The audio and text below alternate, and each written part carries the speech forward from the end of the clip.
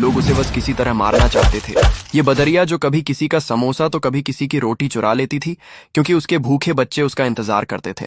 एक दिन बदरिया किसी के घर से संतरा चुरा लेती है। तभी ये आदमी बदरिया को पकड़कर उबलते हुए तेल में डाल देता है। बदरिया बेचारी तड़पते हुए भागती है। इधर बदरिया का पति किसी की परवाह नहीं करता था।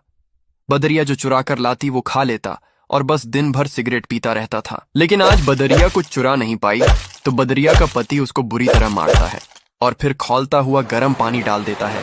बदरिया बेचारी बिलबिला जाती है। इधर बच्चे ये सब देखकर बहुत रो रहे थे, तो बदरिया बच्चों को अपनी छाती से लगाकर सुला देती है और फिर वह रात भर रोती है, क्योंकि उसके बच्चे आज भूखे सो गए। और सुबह होते ही बदरिया फिर खाना लेने जाती है।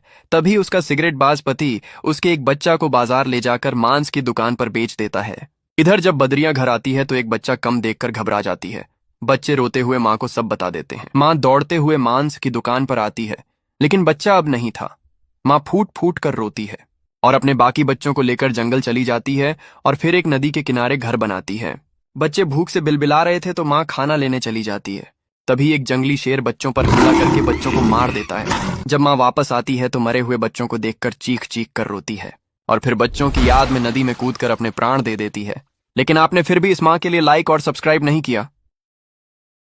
Download ShareChat.